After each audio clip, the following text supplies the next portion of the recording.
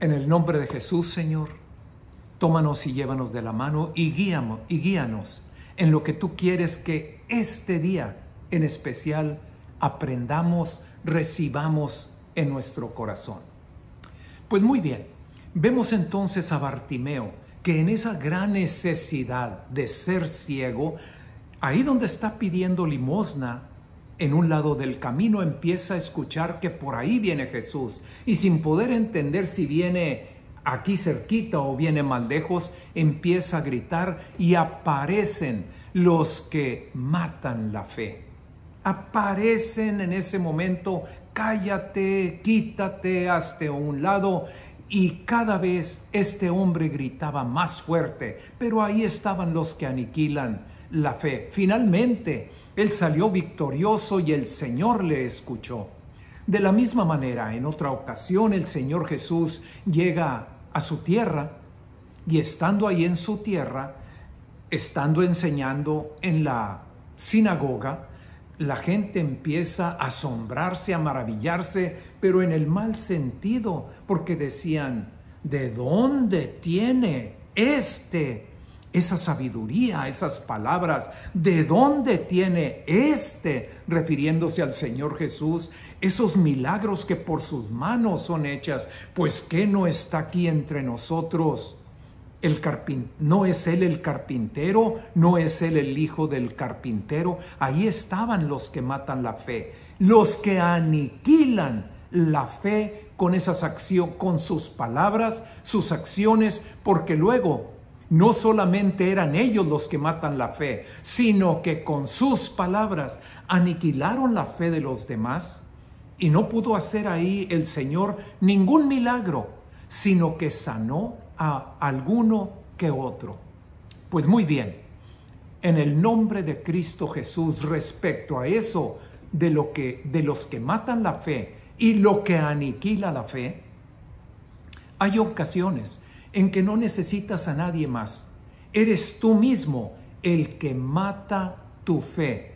Eres tú mismo con tus pensamientos y tus acciones lo que aniquila la fe. Y con esto podemos poner título al mensaje y nos ubicamos en lo que vamos a tratar el día de hoy. No podemos servir a Dios y a las riquezas, porque yo mismo, tú mismo, uno mismo mata la fe y aniquila la fe. No podemos servir a Dios y a las riquezas. No podemos tener dos señores en nuestra vida.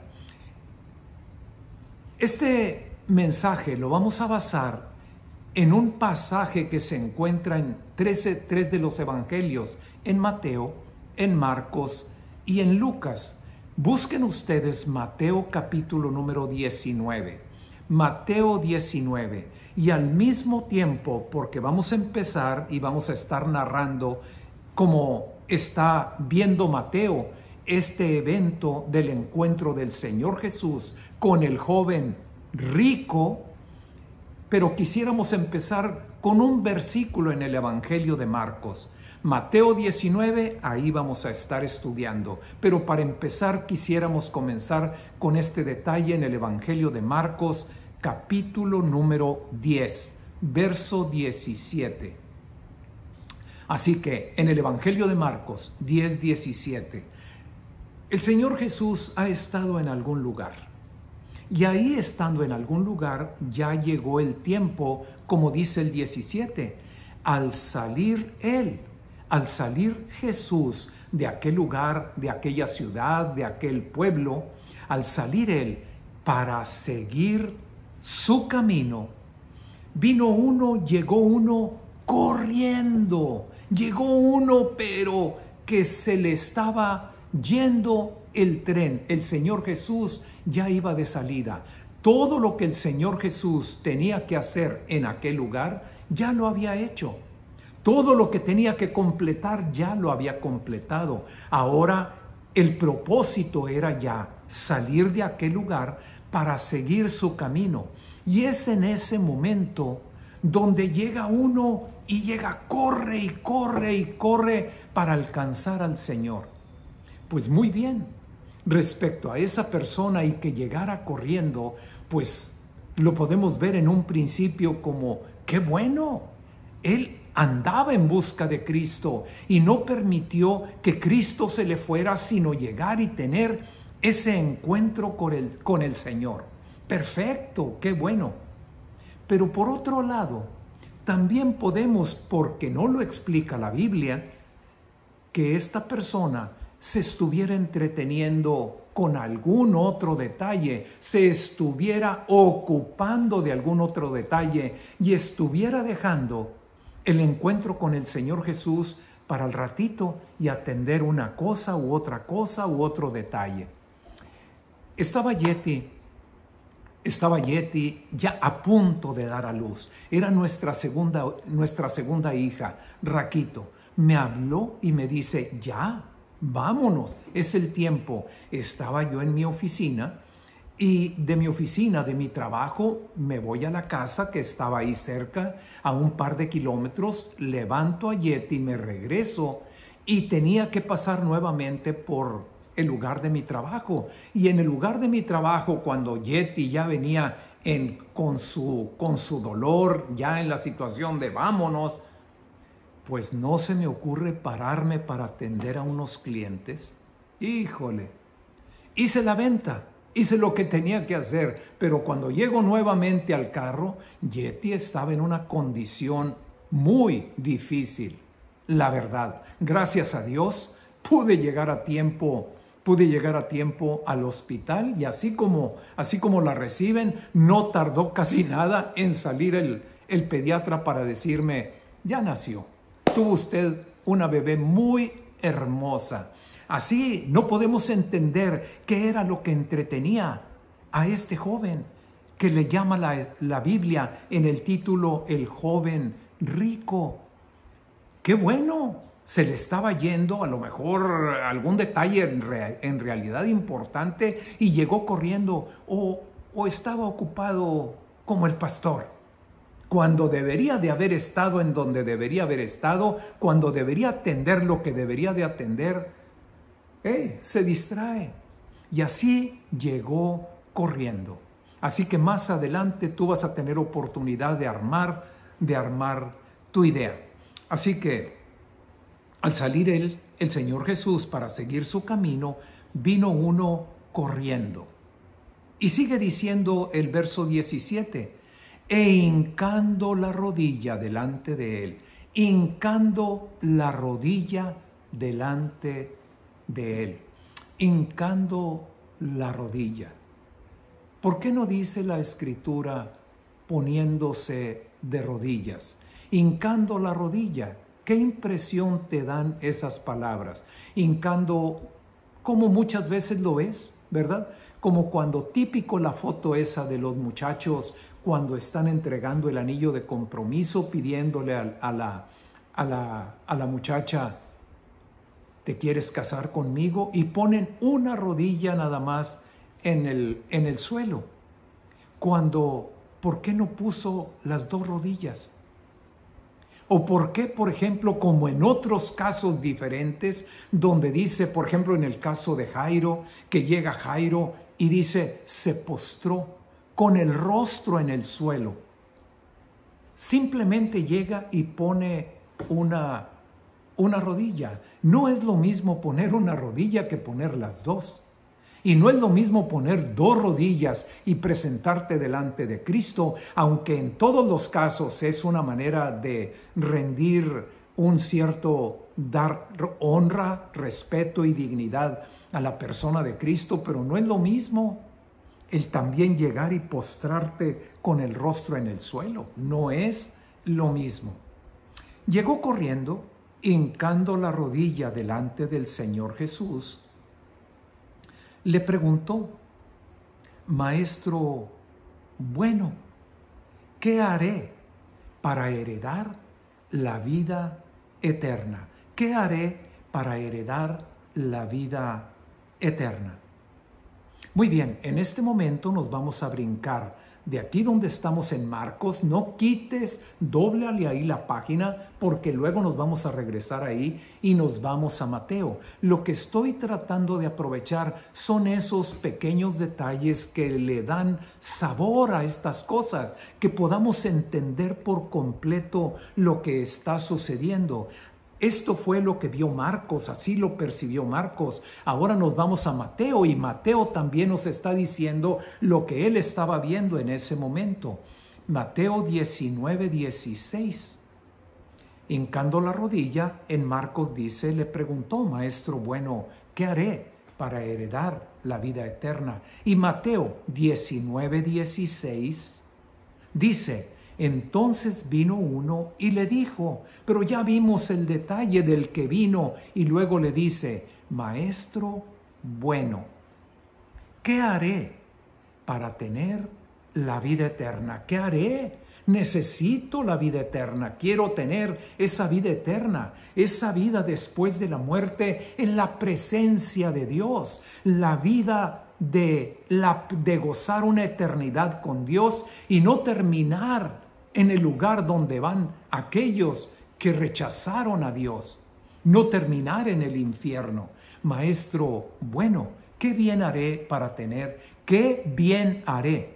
En el otro, en Marcos, decía solamente ¿qué haré? Pero aquí dice ¿qué bien haré para tener la vida eterna? Así que vamos a ver esos dos detalles. Mateo, ahora el verso 17. Estamos en el capítulo 19.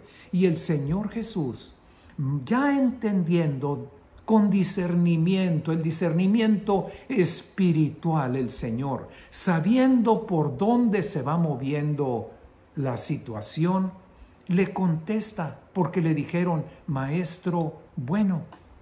Y el Señor le dice, ¿por qué me llamas bueno? ¿Por qué me llamas bueno? Y le dice, ninguno hay bueno. ¿Cuántos hay buenos? Ninguno hay bueno, ninguno hay bueno, sino uno solo, Dios. Ninguno hay bueno, sino uno, y ese es Dios. La primera parte, Maestro bueno. Y el Señor en ese discernimiento le responde, ninguno hay bueno, solamente Dios. Ahora, con respecto al resto de la palabra, si quieres la vida eterna, entrar a la vida eterna, pues como estaba todavía el pacto anterior, el pacto del Antiguo Testamento, guarda todos los mandamientos. ¿Quieres entrar a la vida? ¿Quieres tener la vida eterna? ¿Quieres disfrutar toda una eternidad delante de la presencia de Dios? En el Antiguo Testamento, antes de la muerte y resurrección de Cristo, como estaba escrito en el Antiguo Pacto, guarda los mandamientos. Porque aquel que guarde todos los mandamientos, aquel que cumpla con todos los mandamientos, que no falle en ninguno, ese va a tener la vida eterna. Guarda los mandamientos y nada más tengamos esto en mente. ¿Cómo es que tengo la vida eterna?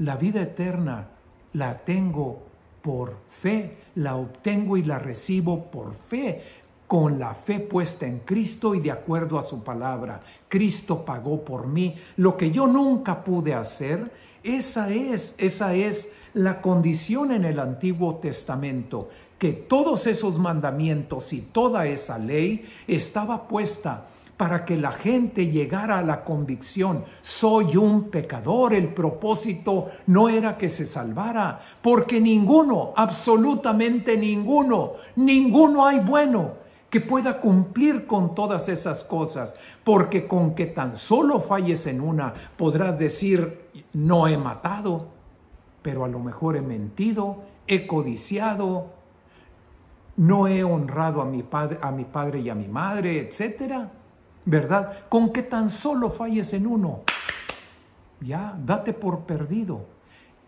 la condición de ese pacto del Antiguo Testamento era llegar al punto: yo no puedo salvarme, yo no puedo llegar a la presencia de Dios, necesito un Salvador. Así lo dice la Escritura. El Antiguo Pacto, esa condición de querer obedecer y cumplir con todo, me lleva al punto de: Señor, ¿qué hago? Bueno, nos lleva de la mano a Cristo. Ahí está Cristo. Él lo hace todo, Él lo logra todo, Él lo cumple todo. Aparte de eso, Él en sí mismo carga con nuestro pecado, paga con la retribución del pecado, y ahora su sangre nos cubre y nos deja como si nunca hubiéramos ofendido a Dios. Pero en ese momento, cuando aquel muchacho, aquel joven o aquel hombre: ¿qué haré? ¿Qué bien haré? ¿Qué bien haré? Tenía muy metido en la mente el bien, lo bueno, el bien. Y el Señor ya le había respondido: ninguno hay bueno. Pero si quieres entrar en la vida, pues ahí está la Escritura. Guarda los mandamientos. Y el hombre el joven le pregunta: bueno, pues ¿cuáles? Guarda los mandamientos, pues ¿cuáles? Un pueblo como el pueblo de Israel, un pueblo tan religioso, un pueblo que su vida siempre está gobernada, guiada por la religión, por la religiosidad. El centro de toda la vida es la sinagoga, es la participación en la sinagoga. Entonces, pues, la pregunta, dices tú: ¿cómo? ¿Cómo que cuáles? ¿Cómo que cuáles? ¿Que no has ido? ¿Que no has estado ahí? ¿Que no te ha entrado una sola cosa en la cabeza? ¿Cuáles? Y Jesús le dijo: bueno, pues, no matarás, no adulterarás, no hurtarás, no dirás falso testimonio, honra a tu padre y a tu madre, y amarás a tu prójimo como a ti mismo. Y el joven dijo: todo eso lo he guardado, pero desde mi juventud. Todo esto lo he guardado, todo lo he cumplido. Con todo ello yo lo he cumplido. No matarás, no adulterarás, no hurtarás, no darás falso testimonio, honra a tu padre y a tu madre, amarás a tu prójimo como a ti mismo. Soy bueno, nunca le he hecho mal a nadie, a nadie. Cuando el Señor ya con su discernimiento ya se lo había puesto de frente: ninguno hay bueno. Ninguno hay bueno, no hay quien no falle, no hay quien no meta la pata. Si nosotros ahora en el Nuevo Testamento, para nosotros la misma palabra nos dice: si pensamos o nos imaginamos que no hemos pecado, nos estamos engañando a nosotros mismos. Porque Dios dice que hemos ofendido a Dios. Ni cuenta luego nos damos. Nuestro corazón nos engaña. Engañoso es el corazón del hombre. Todo esto lo he cumplido. Todo esto lo he cumplido desde mi juventud. Y dice enseguida: ¿qué más? ¿Qué más tengo que hacer para tener la vida eterna? El hombre ya estaba allá. Todo. Pero si soy una monedita de oro, si soy el dulce más dulce que pueda haber, a nadie ofendo, a Dios siempre lo tengo en primer lugar, a nadie nunca le he deseado el mal, aún las palabras que salen de mi boca son santas, limpias, son puras. ¿Qué más me falta? Así te topas, así nos encontramos y apenas comienzas a hablar con alguien y esa respuesta es típica, más que típica. Hagan de cuenta que el diablo la tiene grabada, como si la tuviera grabada en piedra. Todo esto lo he cumplido. Y cuando yo leía esta partecita donde dice, ¿qué más me falta? Para muchos de nosotros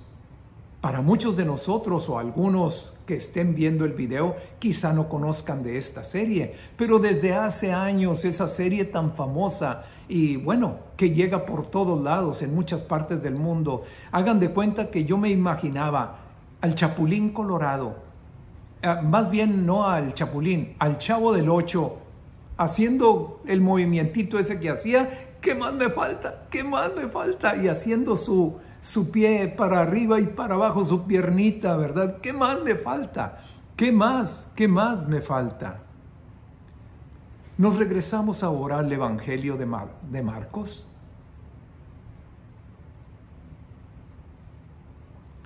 Y nos vamos ahora en el Evangelio de Marcos, en el capítulo número 10, ahí donde dijimos, al verso 21. Entonces Jesús, en esta conversación que está teniendo con este joven, entonces Jesús, mirándole, le amó. Mirándole, clavando la vista en el muchacho, poniendo sus ojos, viéndole a su rostro, ojo a ojo, mirándole, le amó. Y mientras que nosotros hemos tratado de observar ciertos detalles, no podemos pasar por alto, como dice el Señor Jesús, el que a mí viene, yo no le echo fuera. El que a mí viene, yo no le echo fuera. Si hay alguien que nunca va a matar la fe, es el Señor Jesucristo. Todo lo que el Padre me da, viene a mí. Y el que a mí viene, yo no le echo fuera. Ninguno puede venir a mí si mi Padre que me envió no le trajere. Y si ya le trajo y lo pone delante de mí, todo el que a mí viene, yo no le echo fuera. Y el que a mí viene, yo le doy vida eterna. El Señor Jesús, mirándole, le amó y le dijo, ok, muy bien, todo eso has cumplido, una cosa te falta. Perfectamente el Señor en su discernimiento, entendiendo la condición y la situación de aquel joven. Una cosa te falta. Anda, vende todo lo que tienes y dalo a los pobres. Híjole, haz de cuenta que la palabra llega y como dice de la palabra, más cortante que toda espada de dos filos y penetra hasta partir el alma.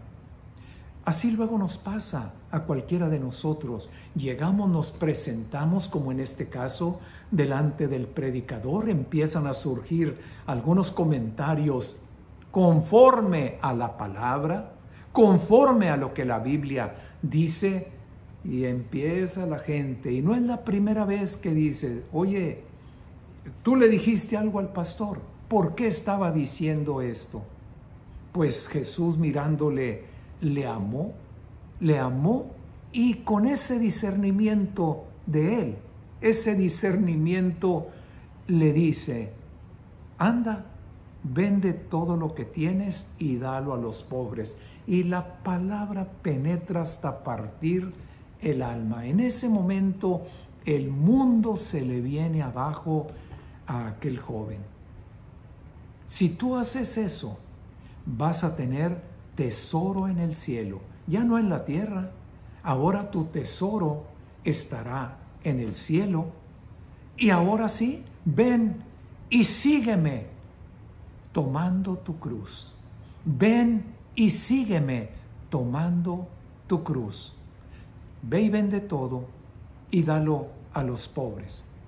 No lo busques, solamente toma nota. En el Evangelio de Mateo, capítulo 6, verso 19, el mismo Señor Jesús, en otra de sus enseñanzas, nos dice, no te hagas tesoros en la tierra, donde la polilla y el orín corrompen, y donde ladrones minan y hurtan, En la tierra no hagas tus tesoros, porque lo que acumules, lo que amontones, lo que juntes aquí en la tierra, se echa a perder.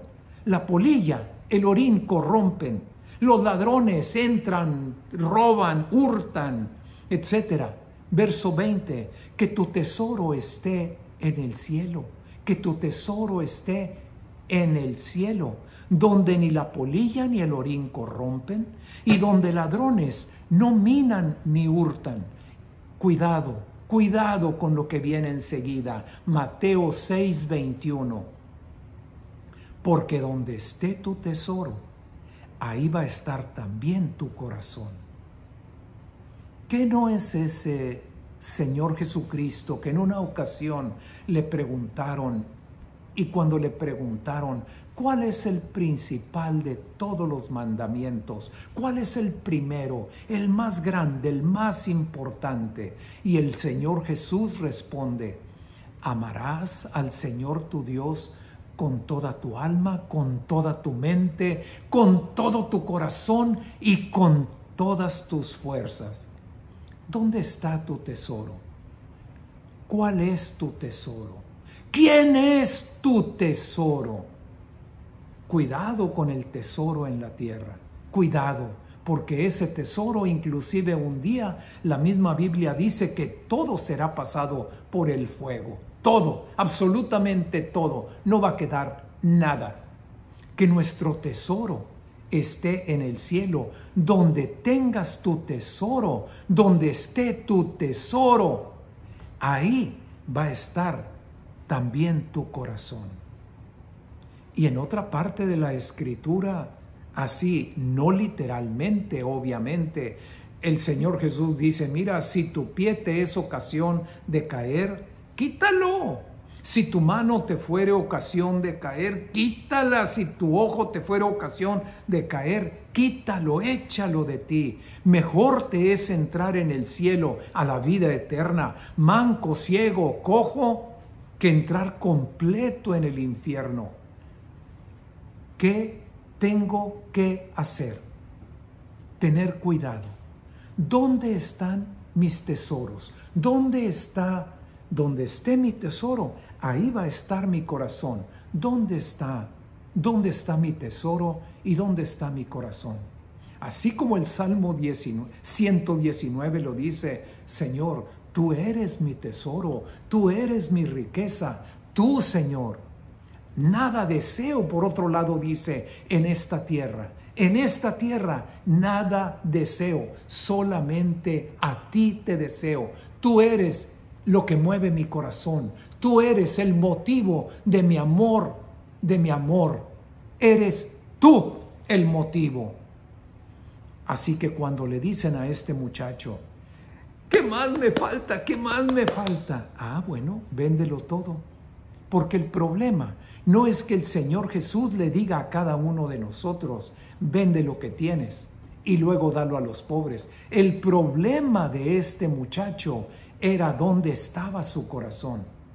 Y ahora medio también puedo entender lo que en un principio también podíamos discernir, por qué llegó tan tarde. Ah, pues como el pastor tenía ciertas ocupaciones y no estaba mirando lo más importante, su esposa, era el momento del alumbramiento. Así, ¿por qué llegó tan tarde? Ah, estaba haciendo un negocio. Ah, andaba checando un terrenito que iba a comprar. Ah, andaba contando lo que tenía aquí o lo que tenía allá y luego tuvo que salir tan tarde. Pues claro, donde está tu tesoro está tu corazón. Y luego quiso llegar ya después de tiempo. En Reynosa, en mi pueblo, dicen, quiso llegar después de atole, delante del Señor Jesucristo, ¿verdad? Ahora sí, véndelo todo, tendrás tesoro en el cielo, y ven, sígueme, tomando tu cruz, ya, niégate a ti mismo. Con Cristo, dice la Escritura, con Cristo estoy juntamente crucificado, ya no vivo yo, ya no son mis deseos, ya no es lo que me agrada a mí.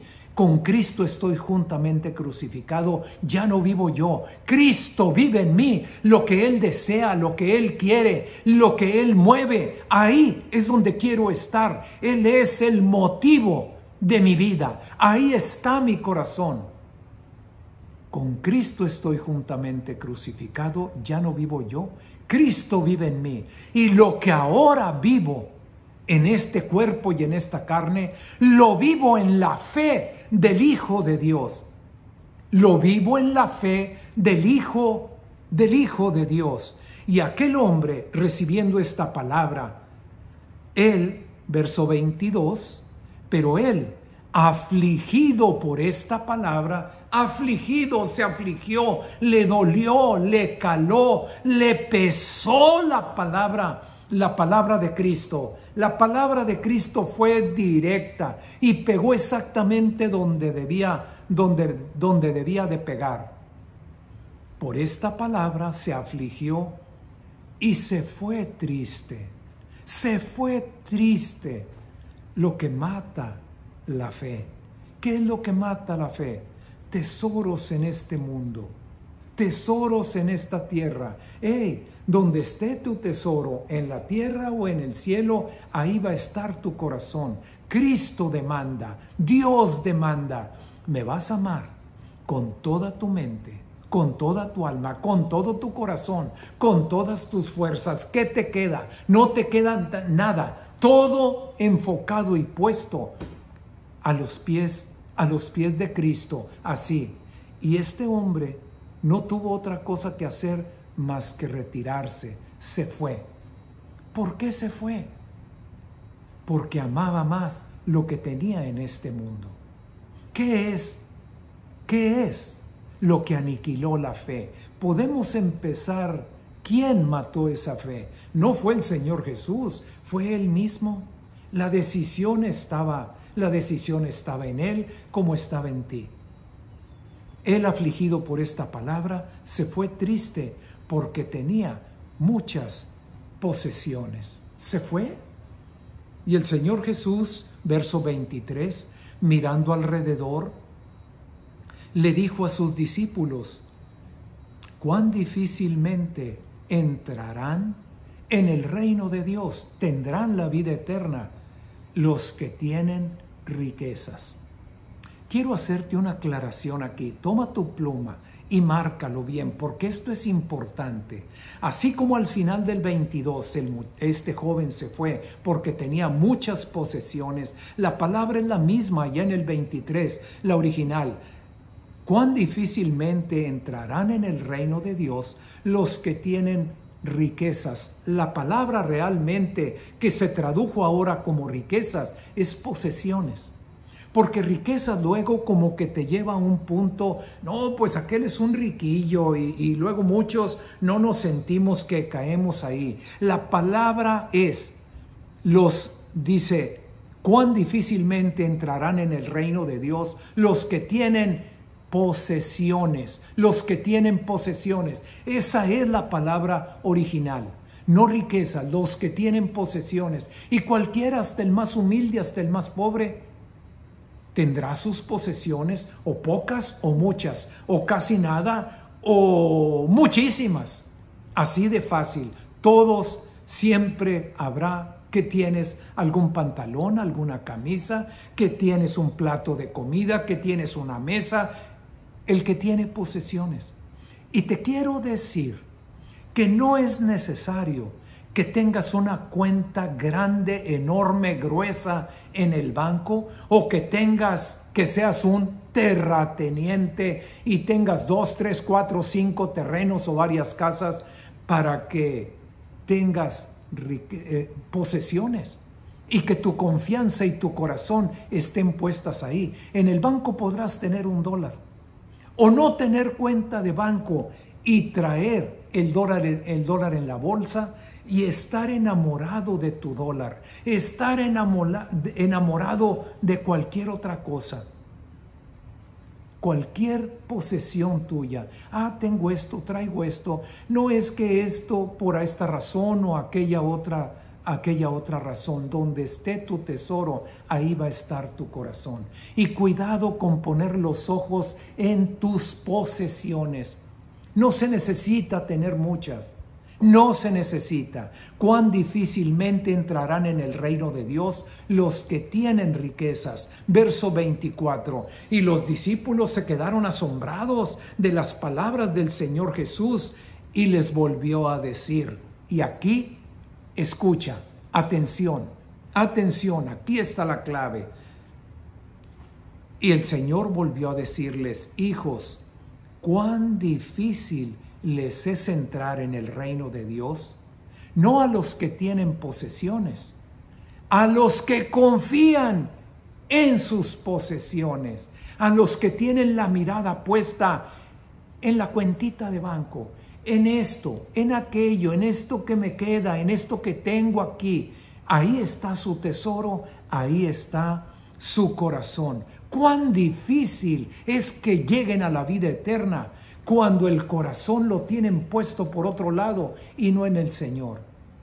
Es que lo he juntado a través de toda mi vida, es lo que he trabajado durante toda mi vida, es que esto es, y ponle la palabra que quieras, tu confianza, tu seguridad, tu tranquilidad está en una cuenta de banco.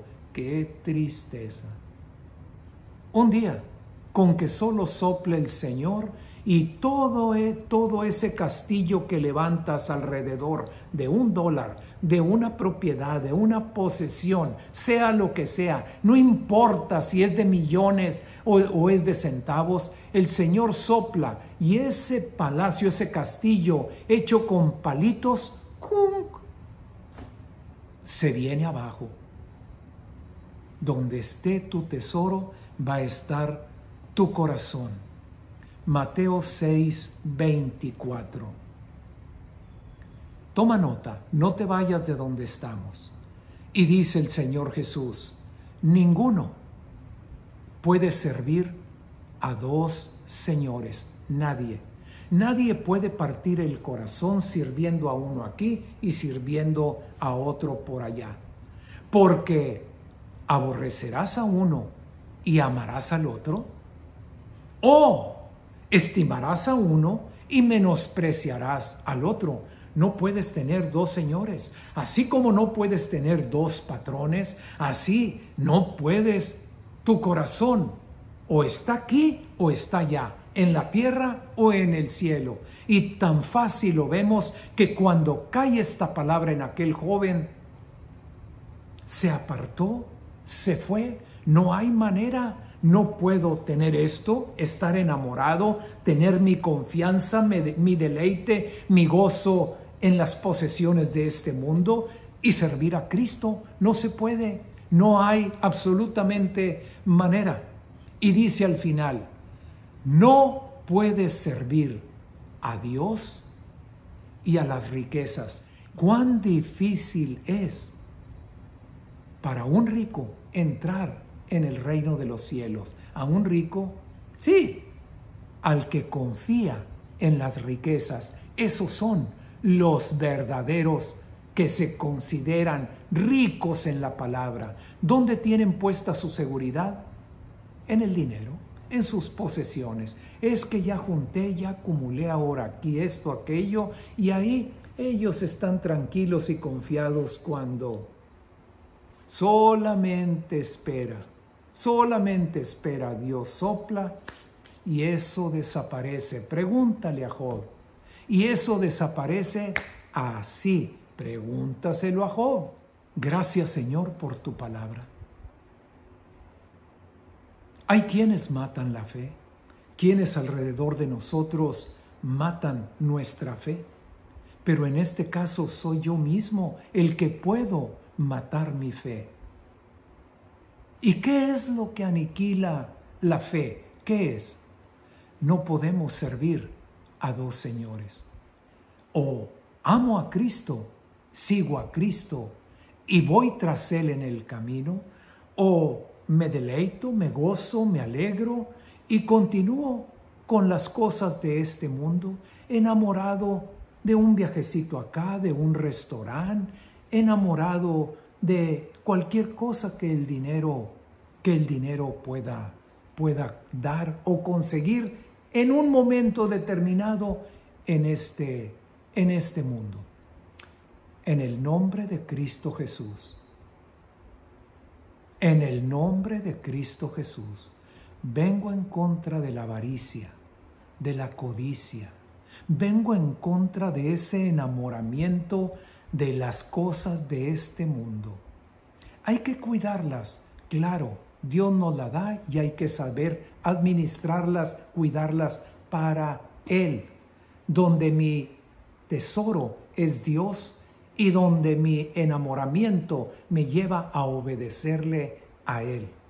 Pero que esté perdidamente enamorado de las posesiones y las riquezas de este mundo, vengo en contra de esas cosas.